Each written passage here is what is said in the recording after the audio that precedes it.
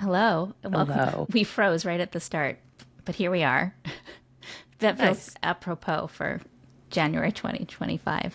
Yes. We just got all the snow that you guys didn't get over here in Philly, like 3 inches. And then people down in DC got 12 inches, which they're not equipped I for. wish we had snow. It's just freezing right now. I feel like freezing without the snow is a little unfair. Yeah. Like it's a lot of dues to pay to live Yeah. in Michigan Yeah. without the pretty. Okay, so we have a fun topic for today, so we can just jump right into it. And this was your idea, so kudos to you. So you wanted to, the idea is to kind of talk about if we think about influencer marketing, how to do influencer marketing on this kind of spectrum, where on one end you have a fully self-service platform where you're paying some kind of subscription to a platform that lets you do all of the influencer sourcing and management of the campaign on your own. Mm-hmm. You meaning brand. Mm-hmm. And then on the other far end of the spectrum is an agency like yours, where there is no platform running everything. It's all humans, hands on, doing the work, finding the influencers, taking care of everything. And then someone like Sway Group, my agency, is more kind of in the middle of that spectrum. So we do utilize a platform that kind of powers what we do, but everything has a hand that touches it. So it's like this combination of technology and hands on. Right. And to clarify for my agency, we have internal dashboards that we've built Mm-hmm. and processes and frameworks, but no one tool, no one tech tool that takes away some of the labor there. And that's what I wanted to ask about is Yeah, let's jump into it. there's so many platforms, so many solutions, and they fall into different buckets.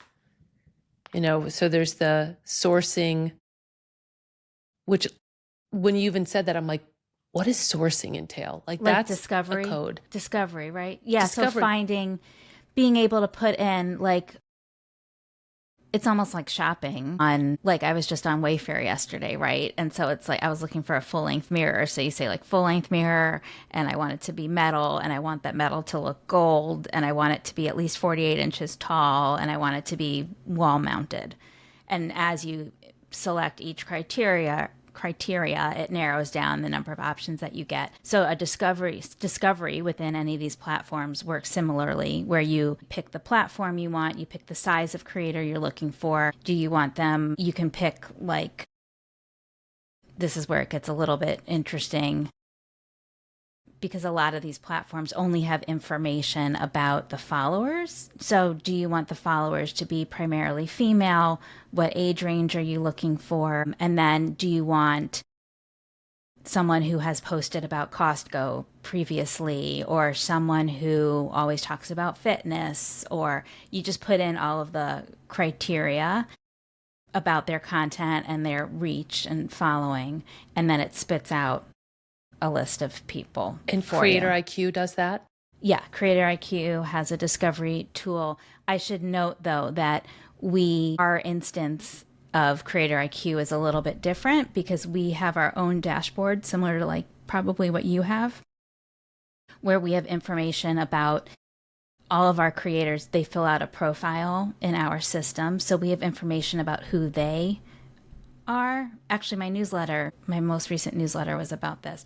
There's information about who that creator is. So we can search in our instance of Creator IQ and see all of their information that comes from their API. So they have this many followers. Here's their engagement rate for what it's worth. Here's all of that info.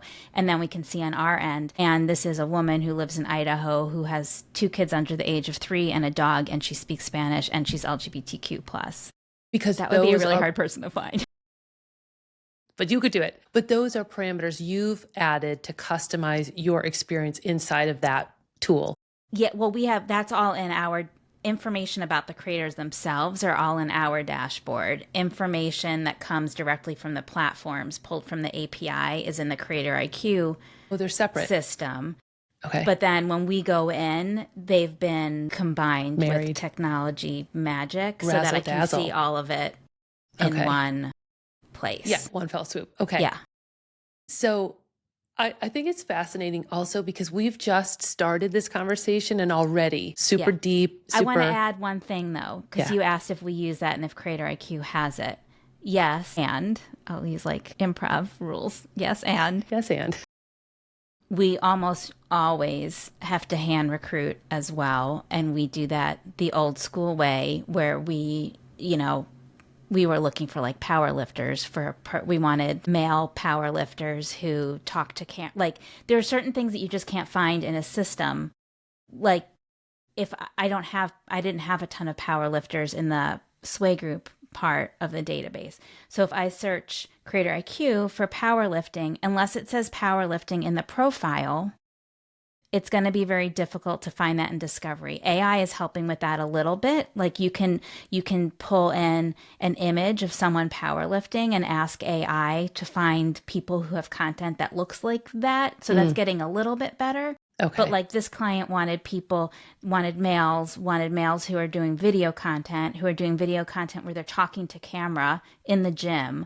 Like it was very, very specific what they wanted. And you'd be hard pressed to find a tool that could help you. If there is a tool that can do all of that, please contact me. Right. Danielle Wiley on LinkedIn. Yeah. It's very difficult to find that. So we just, you find some power lifters and you look and you see who they're following and who's following them. And you look for the blue check. Like a lot of it is just super. And then you're reaching out manually. And so we do a combination, there's a nice portion of our programs where we're able to recruit completely in network and it goes beautifully and technology helps us and we have everything we need. And then there is the client who comes through and wants professional bowlers who are not already sponsored. Right. And then suddenly you're on your own with your thumbs. But even with what you've just described, a couple of things, obviously, one of my caveats always is every team is going to face, every team is going to face what you just described of needing to still oversee the process, manage it, do hand selected outreach, because Creator IQ might be more stocked with options than some of the others out there that are scraping data versus working through an API. So I think that's something I've heard of and want to flag. Already we're running into the thing that is my argument is you're going to do it anyway. You're going to end up, and we haven't even talked now about vetting those people, right? That system is not vetting those people. Right. That system can't tell you that they're not already sponsored by another supplement brand that's beloved by powerlifters. Maybe that they use foul language, or maybe that they're super religious or not religious. Is that getting better? Yeah, the language piece is getting better. Mm-hmm. I think lots of overt political talk it can flag. They do flag for certain bot type behavior. If a very large percentage of the audience is based in the Philippines or in Brazil, it will flag it. We always look at that like, yes, that could mean that they are bots. Also, it could mean that the creator is Brazilian. Like, you still need a human to look. It's nice to have the flag, but you still need a human to check. Another thing that it flags for us is if there was a sudden dramatic increase in following over a very short period of time, because that could indicate the followers were bought. You know what else it could indicate? That the creator was on the Today Show. Right. So again, you need a human because a computer can only do so much, but it can flag. The other thing that's newer and helpful is that it will automatically let us know if the correct percentage of the audience is 21 plus, if we're doing a program with alcoholic beverages. So that is helpful. Okay. Yeah. Okay, good. And again, this is really helpful for me because I told Danielle, I'm tilting at windmills out there sometimes. I'm clinging to this belief and I want to be challenged about platforms. We're now talking about one platform that seems to do it rather well, Creator IQ. And we haven't gotten, that was, you prevaricated there a little bit. For those watching on YouTube, I mean, none of these platforms are perfect and they're all going to have issues. we've worked with Creator IQ for over 6 years now, so there's a lot of history there, and it's tough to switch software partners. And we have a team there that we know, and we do find that their data is incredibly accurate, which at the end of the day is the most important piece. That's important to us. Yeah. But just to say, all of these, you're not going to find a software program that doesn't make you crazy half the time. And are there things I wish that they would do better or add that I've been waiting for a while? Yes, there absolutely are. So this is not a sponsored podcast about Creator IQ, because I have. Right. And also I want to acknowledge that when we run programs for clients, they are by and large bespoke. They're smaller numbers, under 50. When you start to get into hundreds of influencers or creators, have you had that experience that the platform becomes more and more valuable because of the scale that it can handle versus a team trying to handle that? For the discovery piece or for all the other pieces that it does? Well, let's just stick to discovery right now, because that's what we're talking about. Because people are convinced that it's a time savings. It depends how specific the ask is. If a client is trying to find creators who fit a very specific mold, it's not going to be as helpful to you. If it's a general lifestyle type of thing where it doesn't matter where they live, it doesn't matter if they have a baby, it doesn't matter. Like, the more things that matter, the more layers of needs that you have in terms of who that creator is themselves, the less helpful a discovery tool is going to be. Like, I can use AI in a discovery tool to find every creator who's posted holding a can of Coca-Cola. That's not going to help me if I need them to all be these females living in Idaho with 3 cats. But this is a really big knowledge bomb that you just dropped on me. There's a very clear algorithm or corollary that you just said, that the more specific the need or the more specific the avatar of that influencer creator, the less helpful the platform is going to be. For discovery. Like, I'm thinking about a L'Oreal who's working with thousands of beauty influencers, and that might be the avatar. Beauty, they might not get much more granular than that. In that case, is a tool like this sufficient? Because I'm trying to say, is it because we are a more boutique agency, consultancy, that a platform doesn't appeal? And when it's at volume, it's a must-have. If the only question you're asking is, does it save time? I think if it is boutique and specialized and specific, it's probably not going to save you time. Some of the other benefits to using a tool like that, though, is when you are presenting those influencers to your client, it gives you a ton of information about them, and it gives you tools for the presentation of those influencers. So when we go through our recruitment, we figure out who we want to present to a client. We can then use that platform to put them into this presentation tool where it has a picture of the influencer. We can add in a blurb about them. It has metrics and data about their following. We can pull out multiple sample posts that the client is able to click through and see, and then they're able to approve, reject, add comments. It's like this collaborative tool where we're able to say, like, okay, you need 10 influencers. Here's a list of 15 that have been fully vetted.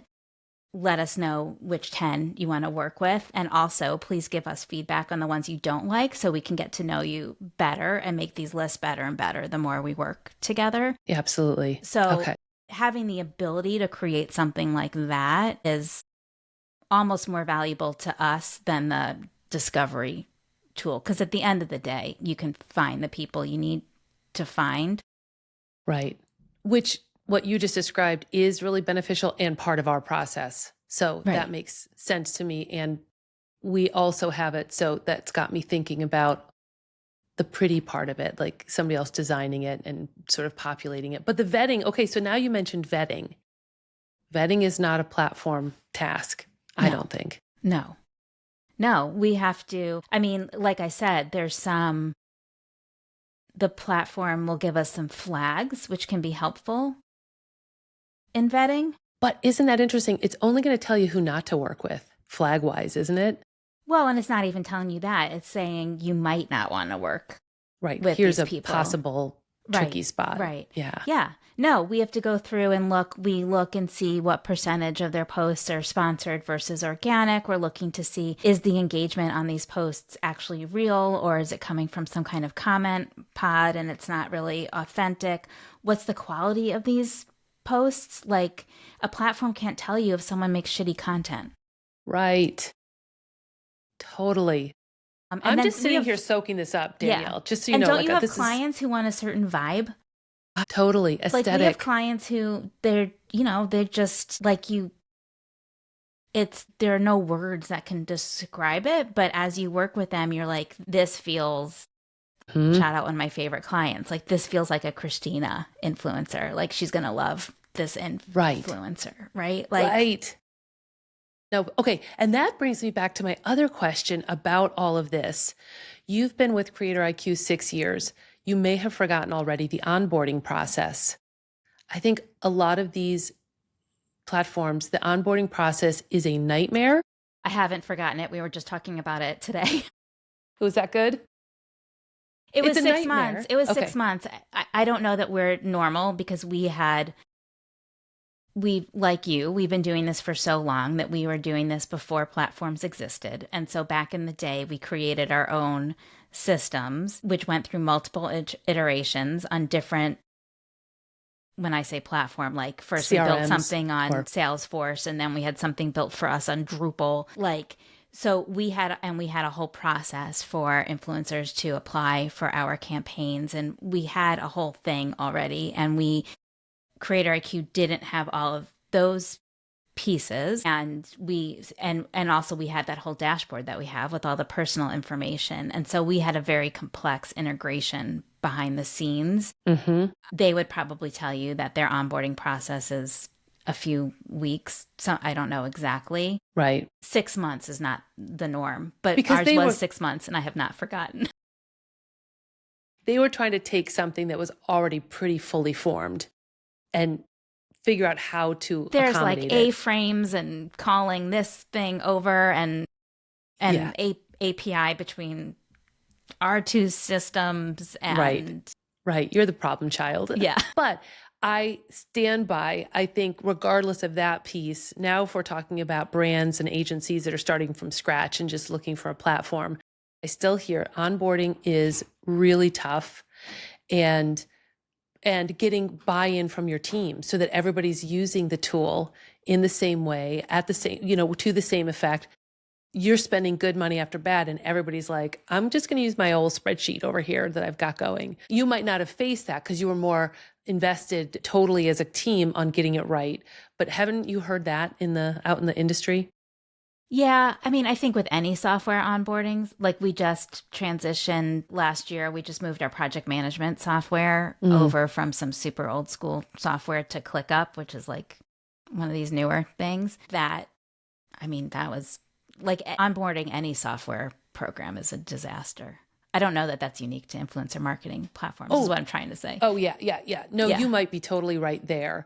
And then the other piece that I think of when I hear your experience is for any brand or agency to implement and really benefit from a platform or a solution, all the players need to understand influencer marketing really well, which is a little counterintuitive because sometimes you want the platform to either relieve you from too much personnel, like maybe you get rid of a role, an administrative role or something. And I don't know where I'm going with this, but I just feel like sometimes like the insider baseball stuff that we get accused of, even on this podcast, not accused of, but we worry about on this podcast, like the platforms need real experts to be able to maneuver and know what they're doing. Like your team knows how to use that platform really well. Yeah. Where do you fall? What's your response to that when I throw that out there? Yeah, I think any of these platforms are going to be like, a platform is not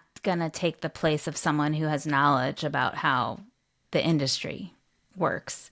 Like the platform is software. So at the end of the day, if it can help keep all the information organized and in order and help save some time. And I mean, we haven't even gotten to like the metrics part of it at the end of a campaign or the paid. You and I were talking pre-podcast.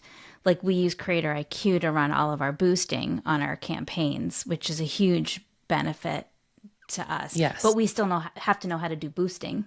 Right. Okay. Yes. Doesn't replace that. Right. Okay. So what have I missed then? We've talked about sourcing. We've talked a little bit about vetting and each of those needing an oversight layer from a human. And then the presentation, which also needs oversight from a human. Like we're writing the little blurbs about each influencer. We're choosing what order to put them in.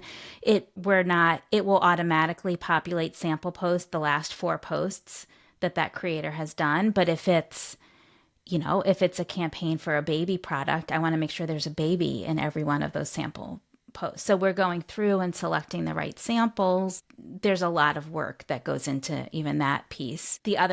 I talked about this briefly just before, but the other piece we use it for is for that boosting. So our influencers, when they authenticate in the system, which gives us access to all of their data and metrics, we also have them authorize us to run paid on their behalf.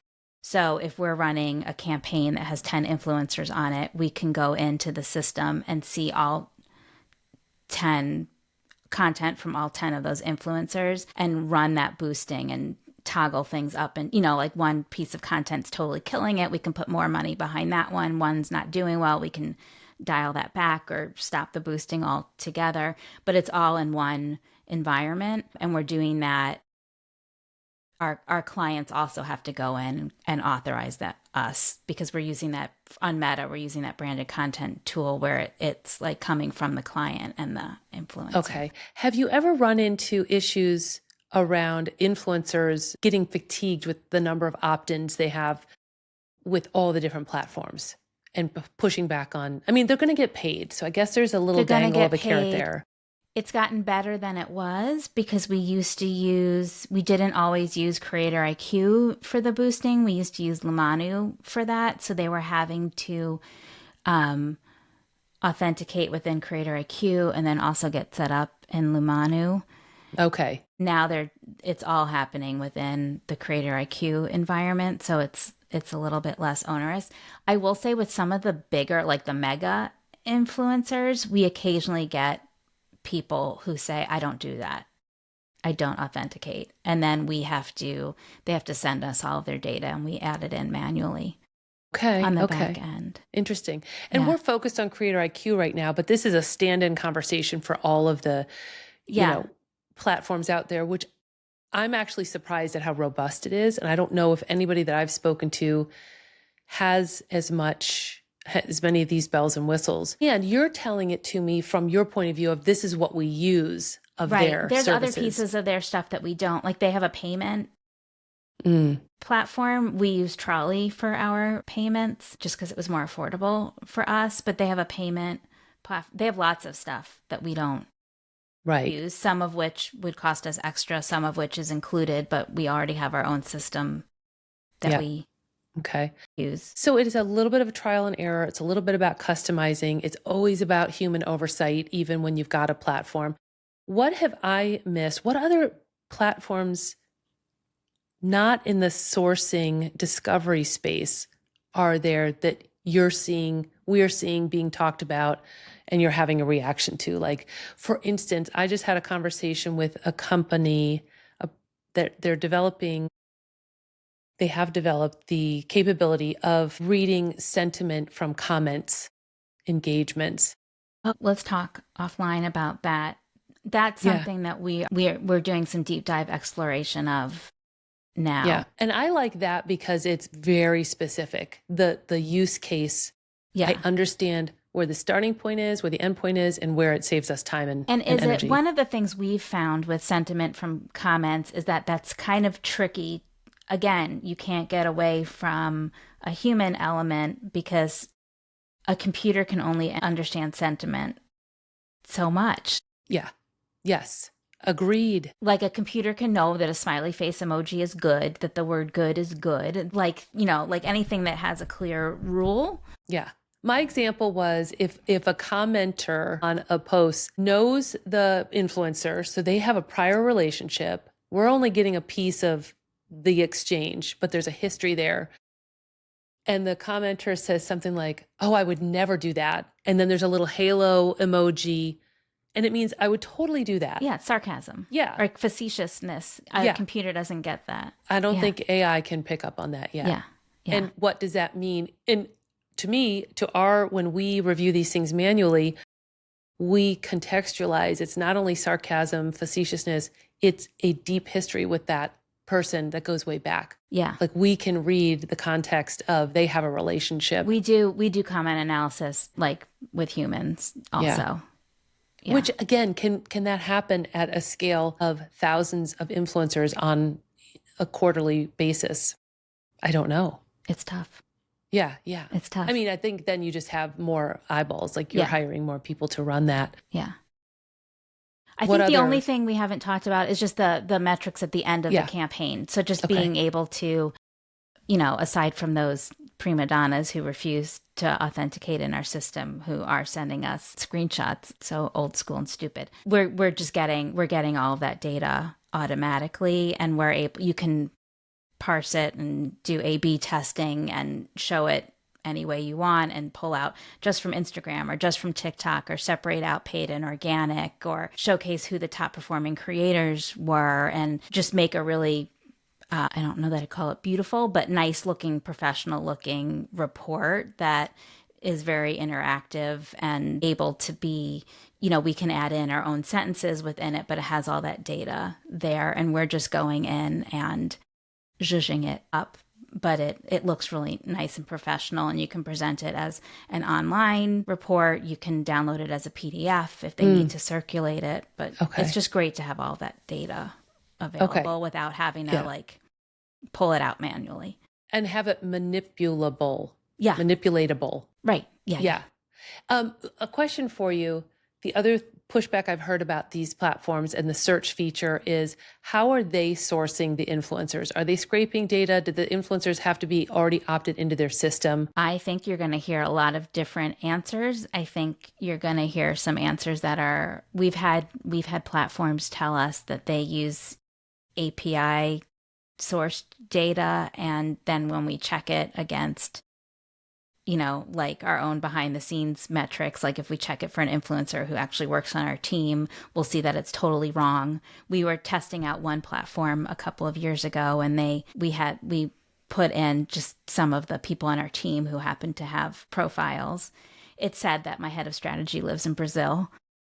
She doesn't, like sometimes so yeah. And they said that they were using API, which they weren't. And so brands, agencies need to be savvy about that, I guess, is doing like a little bit of a that's really double check. I think it's always good to check data against not check it against other sources, but then also check it against like the actual source. Like even if you don't have influencers on your team, like surely an influencer or two. So pull their data from the platform you're vetting and have them send you a screenshot of their behind the scenes data and check to see how accurate it is. Okay. So not a perfect world. There are some places where it clearly streamlines what you're doing, makes it easy and almost fun, like with the metrics piece or with the showcasing of the influencers. And then other places where we're just simply not going to get away from human oversight, or maybe every place. I mean, it sounds like I don't think there was one place that you were like, yeah, we're totally hands off the wheel here. It is a tool. Yeah. And tools work in our hands, not necessarily independently. Right. Having just finished a redesign of our closet, DIY redesign, I wish the tools would hold themselves Harry and use Potter themselves. They don't. World. Yeah. Right. Yeah. Okay. Well, thanks for that. Yeah, I really appreciate that deep dive. Yeah. That was fun. Good. Awesome. Well, I'll see you next week. See you next week. Okay, Thanks. Bye.